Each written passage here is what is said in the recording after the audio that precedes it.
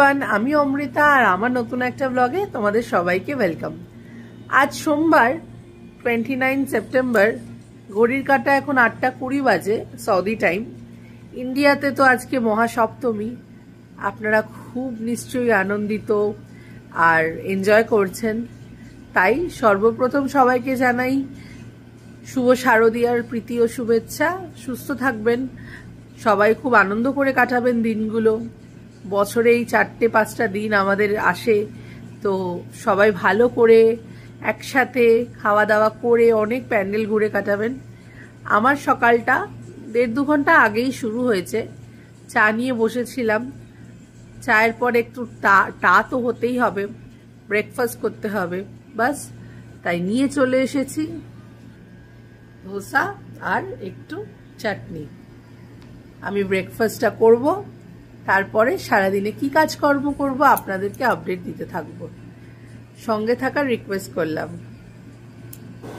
আপনাদের সাথে কথা বলতে বলতে চাটা খেয়ে নিলাম। আমি গ্রিন টি আর বরুণ একটু দুধ চা। তার সঙ্গে দেখুন তো ধোসাটা কেমন লাগছে দেখতে, অবশ্যই ভালো হবে। আর বাড়ির লোকের সাথে একটু কথা বললাম, দিদিদের সাথে একটু কানেক্ট করলাম, আর নিজেকে একটু দেখলাম কেমন লাগছে। সকালে ধোসা খাওয়ার পরে বরুণ কাজে বেরিয়ে গেল। তারপরে আমি বাড়ির সমস্ত কাজ করলাম, একটু রান্না বান্না করলাম, তারপর একটু লন্ড্রি করলাম, ঘর গোছালাম, আর আমার একটা অফিসিয়াল কাজ ছিল সেটাও সারলাম। সব কিছু করার পরে ফ্রি, কিন্তু দুপুরের লাঞ্চটা এই করতে গিয়ে স্কিপ হয়ে গেছে। তাই বেলা 4টে বাজে সৌদি আরবিয়া টাইম। আমি আর লাঞ্চ এখন করব না, একটু হালকা ফুলকা খাবো ভাবলাম। হালকা ফুলকার মধ্যে কি খেতে পারি, 2 দিন ধরে ফ্রিজে পড়ে খুব ক্রেভিং হচ্ছিল, তাই নিয়ে বসেছি আমার বার্থডে কেক। ইয়াম্মি না? তাই খাই। রাত্রিবেলা একটু পনিরের তরকারি করেছি, সেটাই খাবো। আর বরুণ কি খায় দেখি, রুটি না ভাত সেই বুঝে সেটাও করতে হবে। সঙ্গে থাকবেন। ক্যারামেল কেকটা কি দেখতে দারুণ, তেমন খেতেও দারুণ। বরুণ এসে গেছে অফিস থেকে, এখন বিকালের চা নিয়ে বসার সময়। আমি আছি কিচেনে, কিন্তু ওই যে বলেছিলাম দুপুরে আমি খাইনি, তাই একটু খুচরো খিদে পেয়েছে। বাট বাইরের কিছু খাবো না, তাই বরুণ বলল হোমমেড চিকেন বার্গার বানাবে। ব্রেডটা বাইরে থেকে আনা, বানটা, বাট প্যাটিটা বাড়ির, আর চাটা তো আমি বানিয়ে ফেলেছি। তো দেখাই আপনাদেরকে।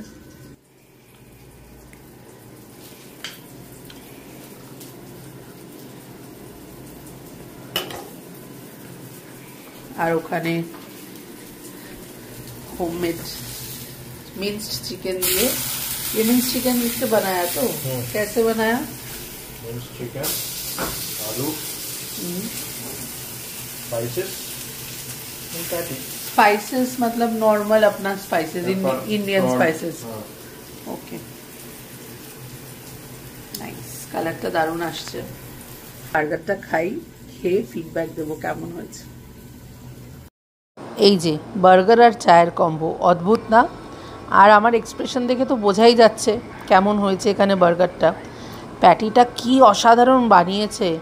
এরকমভাবে আমি ডিসাইড করলাম একদিন চিকেন কোফতা কারিও বানাবো। এখন 7:35, আর আমরা এখন ডিনারের প্রিপারেশন করছি। কর্তা গিন্নি দুজনে মিলেই রান্নাঘরে ঢুকেছি। আজ রন্ধন যুদ্ধতে আমরা দুজনেই আছি।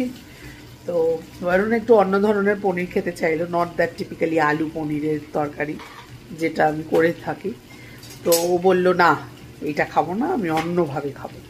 তাই জন্য এটাকে একটু রেড চিলি পাউডার, একটু কাশ্মীরি মির্চ, একটু হলুদ, একটু নুন দিয়ে ঘিয়ে একটু রোস্ট করে নিচ্ছি। আর সাথে এর মধ্যে একটু সসেজও দেবো। বরুণ চাইলো পনির সসেজ কারি বানাতে। আমি বললাম আলাদা আলাদা কে বানাবে, একসাথেই ওটাকে করবো। তাই এখানে ডিপ সসেজটাকে রেখে দিয়েছি। রান্না বান্না করে রুটি দিয়ে তরকারিটাকে খাওয়া হবে। রান্নাটা করে আপনাদেরকে দেখাবো কেমন লাগছে। আর বরুণ এখানে চপিং করছে, ও চপিং এক্সপার্ট, একদম প্রিসাইজলি জুলিয়ান সাইজের যেমন তরকারি হবে তেমন চপিং করে। তাই আমি খুব একটা চপিংয়ে যাওয়া পছন্দ করি না। ও যখন আজকে রান্নাঘরে আছে তাহলে ওই করুক। এই যে ফাইনলি চপ করছে। যত ফাইন চপিং হবে তেমন সুন্দর রান্না হবে, এটাই আমি শুনে এসেছি। তাই ওকে দিয়ে চপিংটা করাচ্ছি। আলুগুলোকেও ভেজে তুলেছি। এখানে যেটা ঘি দিয়ে পনির রোস্ট করেছিলাম, আলুটাও ওটাই ফ্রাই করেছি, আর সসেজগুলোকেও ওটা একটু সটে করে নিচ্ছি। আর আরেকদিকে অনিয়ন, গ্রিন চিলি, গরম মশলা, তেজপাতা আর ভালো করে একটু সটে করে নেবো। আদাও আছে, গোটা আদা দিয়েছি। এরপরে আমি এর মধ্যে দিয়ে দেবো কাজু আর কিছু নাটস। তারপরে ঠান্ডা করে এটাকে মিক্সিতে পেস্ট করে নেবো, তাতে গ্রেভির কনসিস্টেন্সিটা ভালো হয় আর কি। আর এখানে হলুদ গুঁড়ো, শুকনো লঙ্কা গুঁড়ো, মানে Kashmiri red chilli powder, normal red chilli powder, কাঁচা লঙ্কা তো আগেই দিয়েছি, নুন দিয়ে ভালো করে, আমি একটু গোলমরিচও দিয়েছি। যা আর কি মশলা দিই, আমার আগের ব্লগে যা বেসিক মশলা আপনারা দেখেছেন, সব কিছু দিয়ে একটু ভালো করে মিক্স করে নেব।